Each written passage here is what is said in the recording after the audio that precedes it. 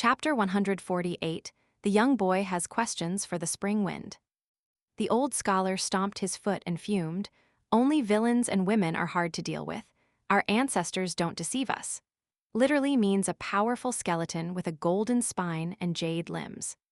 The tall woman in white twirled the snow-white lotus leaf that she had plucked from some unknown place. She was radiating with killing intent. Even though there was a smile on her face, this smile appeared chilling and menacing no matter how one looked at it.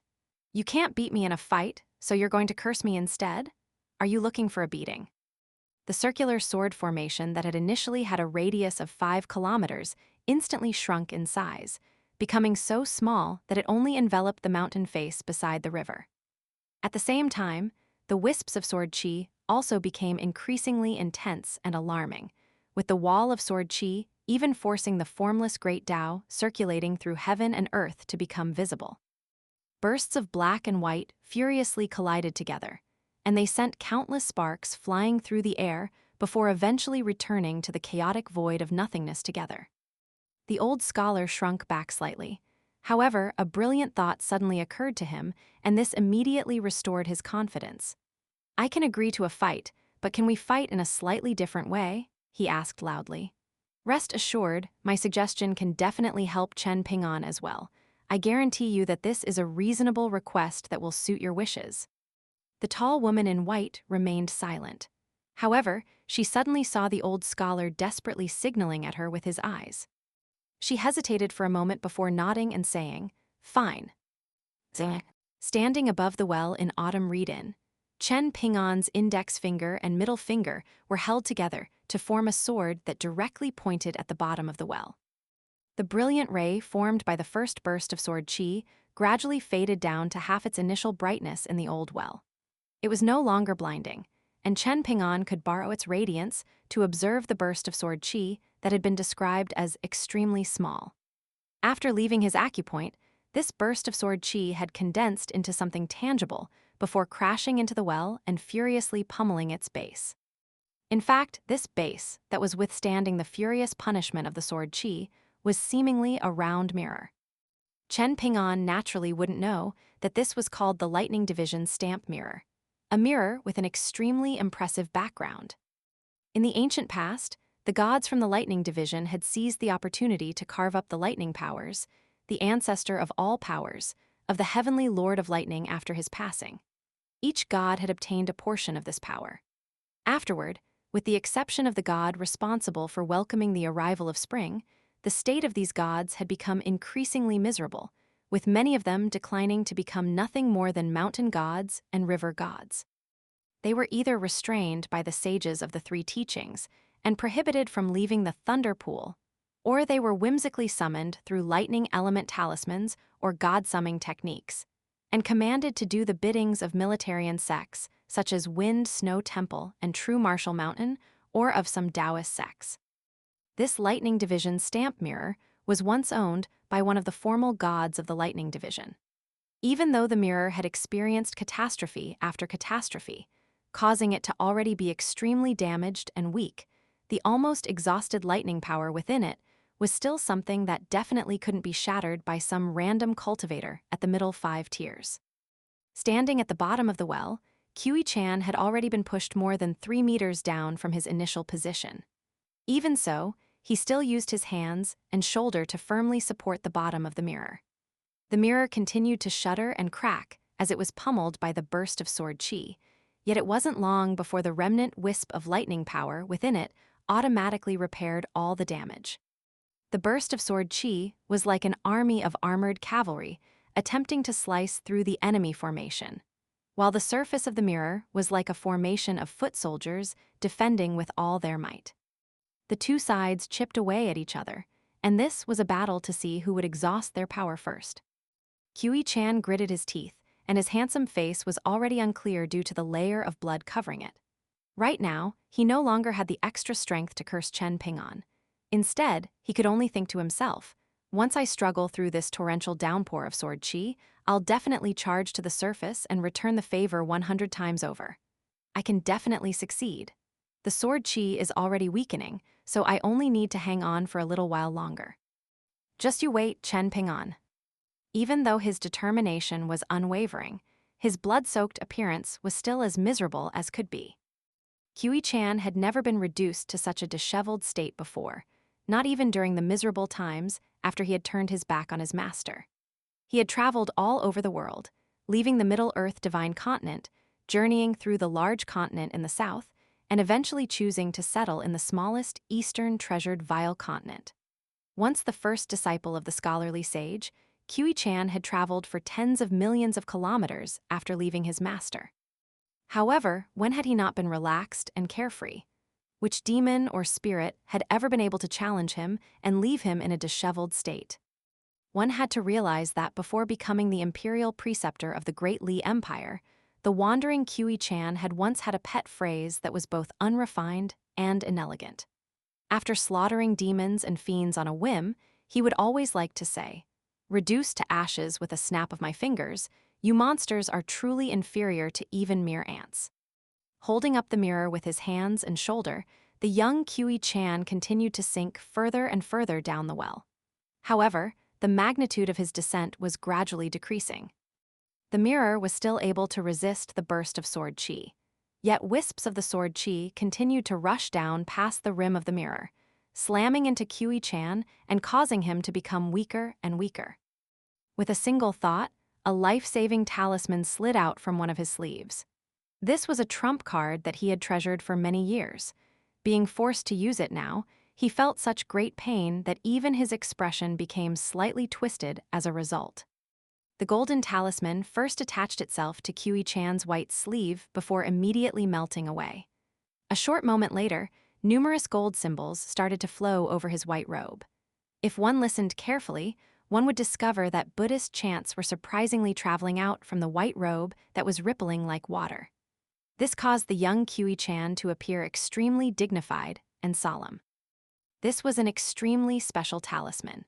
If one regarded gold powder and cinnabar as the most integral materials when it came to drawing talismans, then there were also some extremely rare materials that could only be found through fortune rather than intention. Once these materials were used to draw a talisman, the power imbued within the talisman would become indescribably mysterious. The golden talisman that Kiwi Chan had just used was a good example of this. The main material used to draw the talisman was the golden blood of a golden arhat from the Buddhist nation in the West. Moreover, this enlightened monk had almost become a bodhisattva, and as such, his blood had transformed from red to gold. After dripping this blood onto gold powder and copying the Diamond Sutra onto a talisman paper, one would be able to create a Vajra seal that was filled with boundless Buddhist power. In fact, such a Vajra seal would even be able to block the full power attack of a terrestrial sword immortal. How could the young Kiwi Chan not feel pained? After activating this life-saving talisman that was as valuable as an entire city, he performed some rough calculations in his mind and easily determined that the burst of sword chi could only shatter the face of the mirror at most. However, it wouldn't be able to damage the body of the mirror. Afterward, this lightning division stamp mirror would heal and return to normal as long as he soared into the thunderclouds and invited lightning into the mirror during thunderous nights for a few years. With this in mind, Kiwi Chan instantly felt much more at ease. He bent his arms slightly and roughly wiped the blood from his face. How utterly humiliating! This almost damaged the foundation of this body's golden branch and jade leaves. He shut his eyes and started to quietly gather his power. Some critical instant before this burst of sword chi completely disappeared would be the instant that he charged to the top of the well. He naturally wouldn't wait until this sword chi completely disappeared.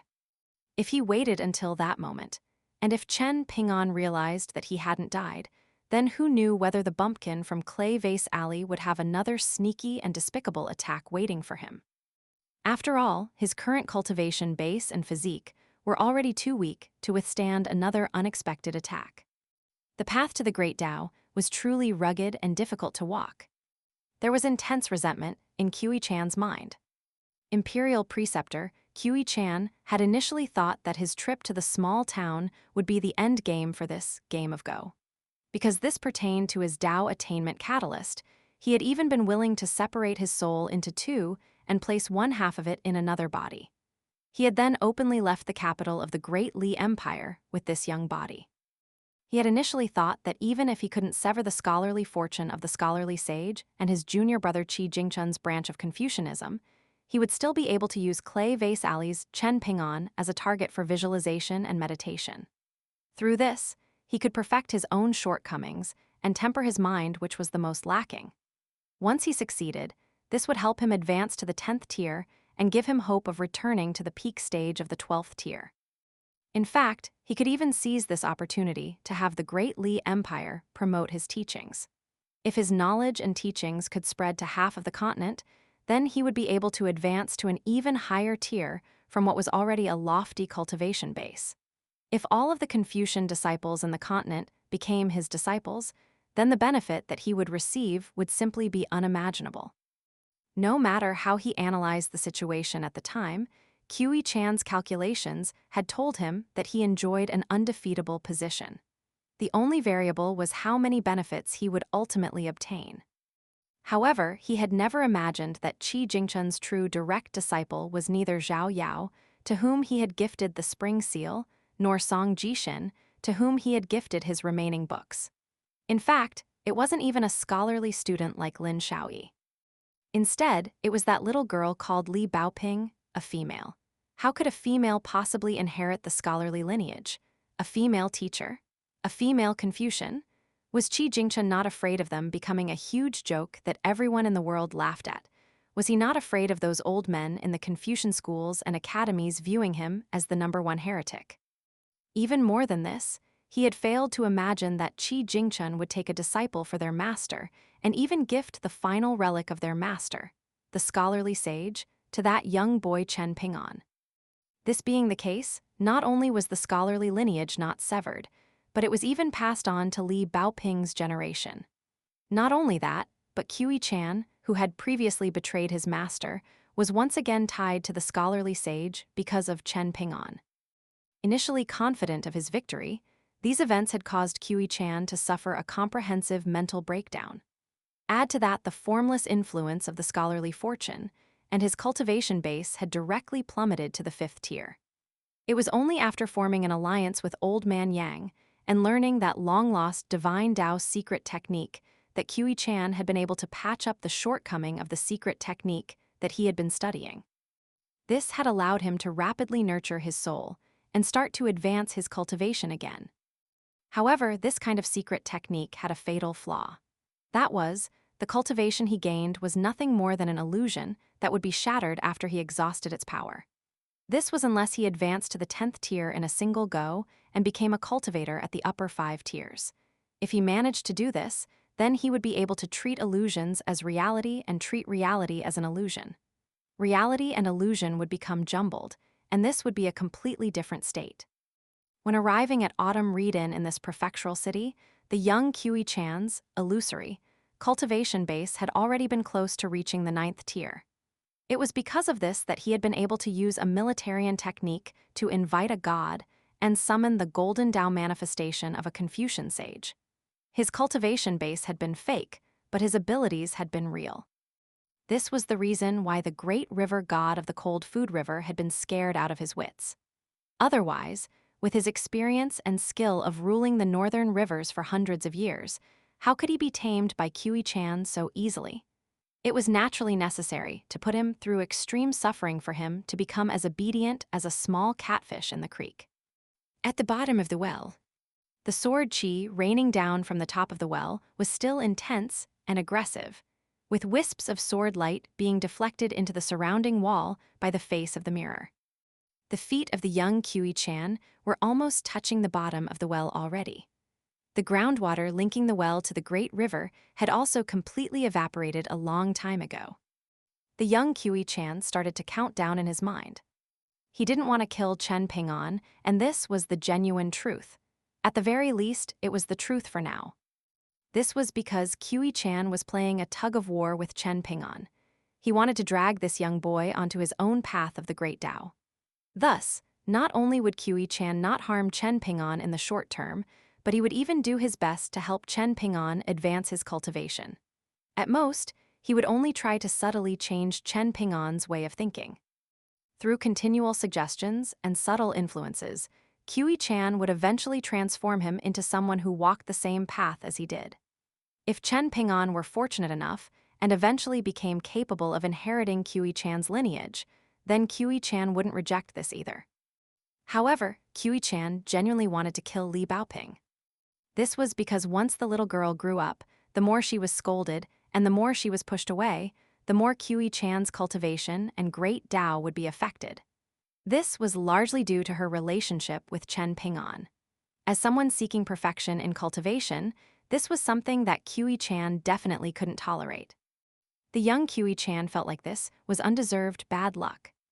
No matter how much I appear like a sinister person with ulterior motives, was there any reason for me to act so meekly and submissively this entire time if I truly wanted to kill you?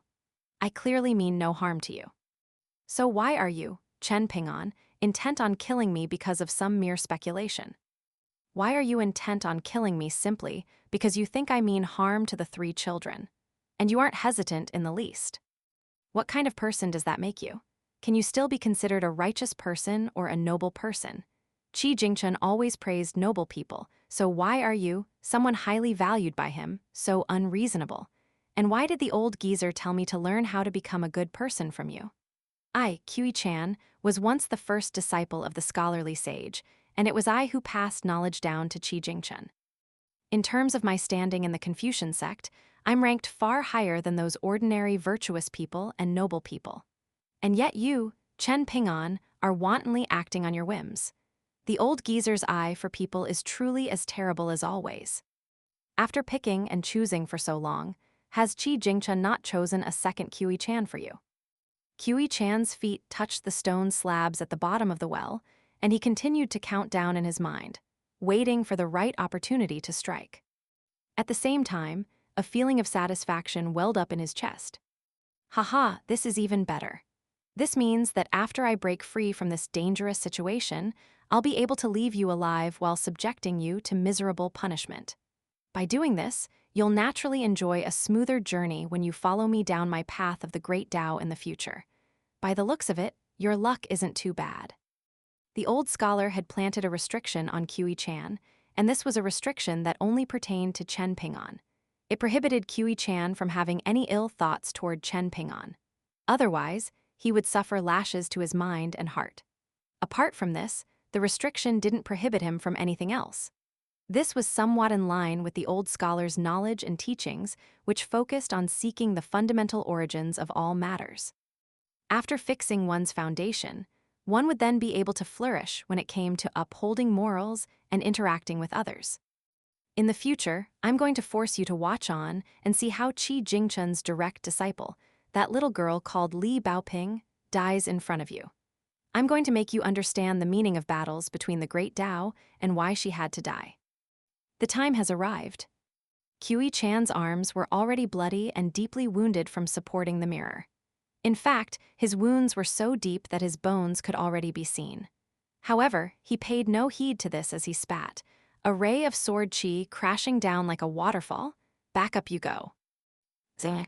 However, a short moment before Kiwi Chan thought that he had succeeded, the young boy with straw sandals finally stabilized himself on top of the well and finished gathering his power. This was a game of mere milliseconds. Even though his mind was still trembling and his body was still aching in agonizing pain, he still said in a soft and quivering voice, "Go." The second burst of sword chi rushed down into the well. "Fuck your grandpa, Chen Ping'an. I'm going to be killed by you in this well." This was the only thought running through Kiwi Chan's mind at this moment. Chen Ping'an wobbled back and forth as he stood on top of the well, and it looked as if he were about to fall over at any moment. Zing. Before this, the second time Chen Ping'an had visited and sat down at the pavilion, Li Baoping, who had just been woken up by a nightmare, had run over and sat down opposite him. At that time, a light breeze had brushed through the small pavilion for no reason at all. Chen Ping'an had recalled something, and this was a memory that caused him to feel a little sad. At the same time, he had shut his eyes with Li Baoping and carefully listened to the tinkles of the wind chimes hanging from the eaves. While listening to this, the young boy had silently told himself, "Mr. Qi, If the wind chimes tinkle an even number of times, then I'll let things go first and tolerate that QE person for a bit longer. If they tinkle an odd number of times, however, then I'll make my move now. Ding ding, ding dong, ding ding dong. After 7 chimes, the wind chime had settled down and didn't make any more noise. After waiting for a while, the little girl in red had jumped up and left the pavilion. After that, Chen Ping'an had stood up and jumped onto the wall of the well. Zing. Long before this, before Chen Ping'an had left the small town, he had received a reminder from Old Man Yang at that time, and Chen Ping'an had taken an umbrella and left the Yang family's medicine shop. He had run off after the teacher from the private school who had visited Old Man Yang and gifted him 2 seals. The scholar and the young boy had walked down the street together. Noble people can be deceived through means within reason. You can repeat this phrase to Senior Yang and the others. If you encounter any problems in the future, you can pose your questions to the spring wind. You simply need to keep this in mind. Perhaps you'll need to do this in the future. However, I hope that you won't ever need to do this. After saying this, the scholar whose sideburns were graying had no longer worn a stern expression like he always did while teaching in the private school. Instead, he had winked at the young boy with a warm smile on his face. Zing. When leaving the small town with the little girl Li Baoping, the remnant soul of some scholar in green had returned to the mortal world after visiting some large world in the heavens beyond the heavens. After following Chen Ping'an and Li Baoping for a while, he had come to a stop and gazed at the disappearing figures of his junior brother and disciple. He didn't see them off any further. In the end, the scholar had waved a silent goodbye, and the gentle movements of his sleeves had sent a wisp of spring wind fluttering around the young boy. This was a silent wisp of wind that had remained lingering for a long time. Zing. Inside the well, the young QE Chan was brutally smashed into the bottom of the well along with his Lightning Division stamp mirror. He was forced to curl up on the extremely dry bluestone slabs at the bottom of the well, and this was so that he could hide under his mirror as best as possible. Even though he was still exerting his full power and putting up a final struggle, QE Chan was in fact already lost in despair and resigned to death at this moment. The mirror shuddered violently, brutally pressing down on the young QE Chan hiding beneath it. At the same time, the sword chi flowed past the mirror like water and mercilessly seared the young boy's body. QE Chan's consciousness started to fade.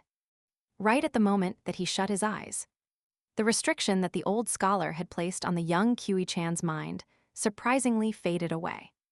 QE Chan instantly felt a flicker of hope, and it was as if he had finally come across water after suffering thirst for a painfully long time. He became spirited and energetic, and he naturally didn't dare to hold back anymore. If he didn't fight for his life now, then when would he get another opportunity? Haha, the heavens are on my side. Old geezer, even someone like you can make such a massive mistake. Old and undying bastard, even you've ended up shooting yourself in the foot. The heavens are truly on my side. The heavens never seal off all exits. One after another, QE Chan slowly extracted the large golden characters that were filled with auras of righteousness from his soul. There was a twisted expression on his face, and he was suffering torturous and irrepressible pain that was even more terrifying than being cut by tens of millions of blades. However, QE Chan's mind became increasingly clear as he took control of the ownerless golden characters, teachings of a sage, words used to record Tao, and used them to attack the sword chi pounding down into the well. The golden characters collided with the sword chi. There was surprisingly no explosion, yet the more silent this collision was, the more astounding and stifling it was. This was no longer a battle between raw strength and might. Instead, this was an alternate form of a battle between great Tao. However, the surging sword chi was ultimately nothing more than an extremely small wisp of sword chi. Similarly, those golden characters were nothing more than characters that QE Chan had taken advantage of and borrowed for the moment. The two sides pushed at each other, and in the end, it was as if they were going to end up evenly matched. In fact, it was as if they were two armies that were going to slaughter each other and ensure an internecine outcome. After detecting this opportunity, Qi Chan was no longer resigned to despair and death. Instead, he carefully sat up before slowly entering a squatting position. After a while, he finally managed to stand up with his back still bent. He stepped sideways, and his mirror instantly tilted to the side as well, deflecting the last wisp of sword chi toward the wall of the well. Qi Chan decided to directly toss the ancient mirror away. He then stomped his feet and soared up the well, instantly vanishing from the bottom where he had been trapped. Only his dark and furious voice continued to reverberate around the well. Even if you still possess a third wisp of sword chi, you definitely won't have enough time to unleash it now. Zing.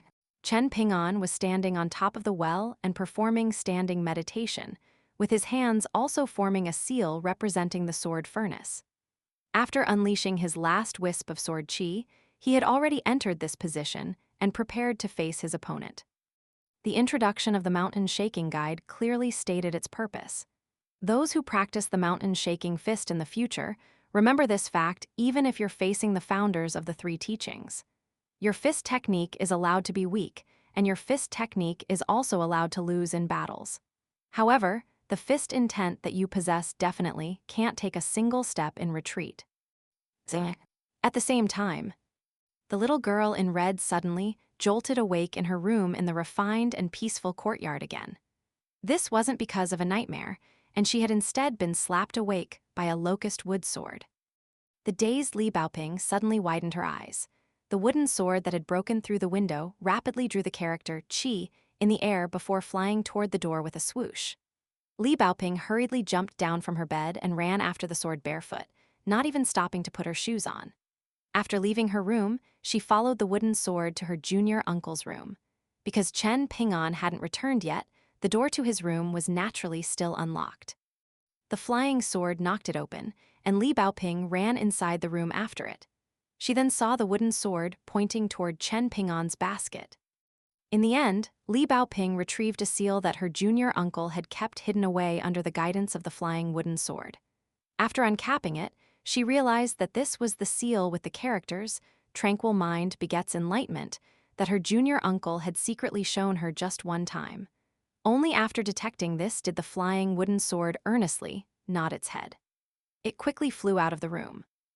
Li Baoping firmly held onto the seal that Mr. Qi had gifted her junior uncle before following the locust wood sword that had mysteriously appeared in Chen Ping'an's basket at some time.